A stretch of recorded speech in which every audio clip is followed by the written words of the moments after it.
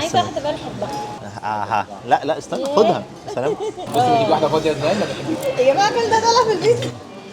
بس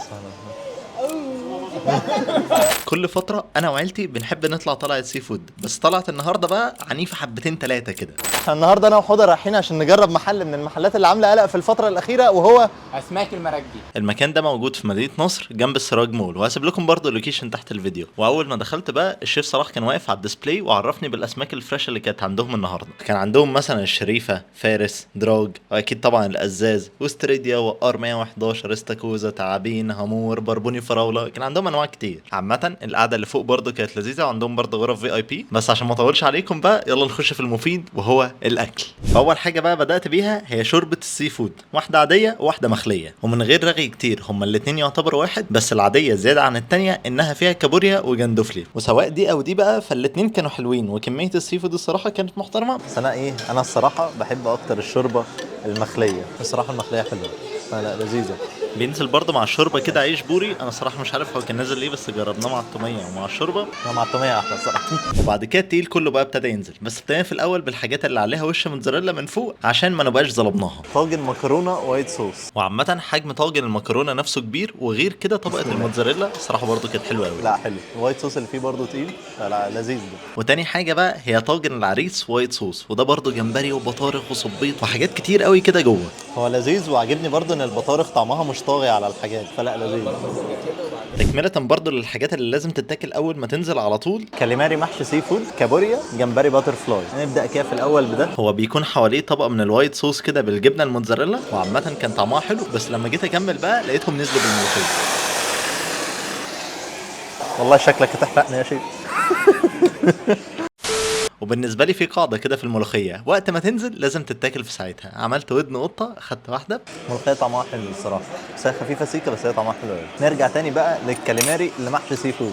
قطعت حته منهم كده وحطيت عليها الوايت صوص بالموتزاريلا. وبصوا هو الميكس كان حلو بالنسبه لي وجديد، وعجب عيلتي جدا الصراحه. هي طعمها حلو الصراحه، لذيذه يعني. دخلت بعد كده بقى في الكابوريا، ولاجل الحظ اللي انا فتحتها طلعت مبطرخه، ودي كانت اول مره اكل البطروخ بتاع الكابوريا. وعلى حد علمي يعني البطارخ دي هي البيض بتاع الحاجه، وهي عامه طعمها احسن مما توقعت، بما اني كمان ما بحبش البطارخ بتاعت السمك. رحت على اللي بعده بقى وهو الجمبري الباتر فلاي. هو بيتقشر بسهوله كده خالص، ودي عامه حاجه حلوه. اخدت واحده تانية كده بقى وغطستها في الصوص بتاعها. الصوص فيه طعم مستردة كده من جوه، لا لذيذ حلو. دخلت بعد كده بقى على الفرامبي او البلمبي ايا كان. بطارخ بالزبده وصبيت فاهيتا. انا ما بحبش البطارخ بس هندوق. بسم الله. اتفضل يا حاج. احنا هنخش بقى على صبيت فاهيتا. وعامة الصبيط فايته ده ريحته كانت حلوه. حلوه الخلطه اللي محطوطه عليه دي. وبالنسبه للصبيط نفسه فانا الصراحه ما بشوفش اختلاف كبير ما بين الاماكن وبعضها فيه. فصلت في النص كده بقى بسمبوسك سي فود وشريمب دايناميت. الشريمب دايناميت الصراحه كان خطير. الصوص بتاعه خفيف، هو نفسه اصلا برضه باين سيكه كده الكرانش فيه، فلا حلو. بالنسبه للسمبوسك السي فود بقى انا صراحه ما كنتش متوقع كتير، بس هي عدت توقعاتي. وغير كده صوص السويت شيلي اللي كان جاي معاها ده كان خطير. دخلت بعد كده بقى على الصينيه اللي انا شايفها تنفع لو انتوا 2 اكيله، وحتى لو 3 أو 4 بتاكلوا نص نص، وهي صينيه الوليمه. بس يعني هي مكوناتها كتير قوي، فمعانا الشيف بقى هو هيقول لنا. بيكون فيها نص كيلو جمبري مشكل، بتر فلاي وجريل ومقلي كريسبي. بيكون فيها طلب فيليه مقلي كريسبي، بيكون فيها صبيط مقلي كريسبي، بيكون فيها كفته جمبري مشوي، بيكون فيها بلح زيت وليمون وكابوريا مشويه. والسمك بيكون على حسب طريقه السوى، يعني الزبون عاوزه مشي ماشي او مقلي ماشي او زيت وليمون ماشي. يعني دي واحده زيت وليمون ودي سنجاري. في منها الكبيره بتكفي 5 و6 افراد، دي بيبقى فيها 5 سمكات بوري، بيبقى فيها كيلو جمبري مشكل، بيبقى فيها نص كيلو فيليه ونص كيلو بلح ونص كيلو صبيط، وبيبقى فيها حبايتين كابوريا و5 شوربه و5 سلطه مشكل وترابيزات بلياردو وبنج. نبتدي كده في الاول بلح البحر. ندي. يا لهوي. جنبها بيره. ايه كميه الليمون اللي انا حطيته ده؟ انا مش هعصر ليمون، انا هاخد من الليمون اللي انا حطيته فيها ده. وعامة لما جربتها تاني بليمون قليل كانت لذيذة. في شويه ليمون صغيرين، مش كيلو الليمون اللي انا حطيته ده. جربت برضه كفتة الجمبري، وعامة مش أماكن كتير اللي بتعرف تظبطها. مش لذيذه الصراحه. نخش بقى في المفيد وهو الجمبري، تحديدا الباتر فلاي. هو طعمه حلو بس أكيد مش زي طلب الباتر فلاي اللي لوحده. وبالنسبة بقى للجمبري الجريل، الجمبري بوجع عن الصراحه حلو. وكان فيه برضه الجمبري الكريسبي، بس عيلتي اقترحت عليا إني أجربه مع السويت شيلي عشان كان طعمه حلو قوي. السويت شيلي حلو قوي. الصبيط بقى الصبيط عادي لوحده الصراحه، بس برضه مع السويت شيلي في طفل ورايا عامل قلق. عايزه واحده بقى بحبها. لا استنى خدها. سلام. بص بتيجي واحده فاضيه ازاي ما بحبش. يا جماعه كل ده طالع في الفيديو. بس المهم ايه، ناخد بقى فيش فينجرز. هتقعد تاكل لوحدك بقى. ماشي.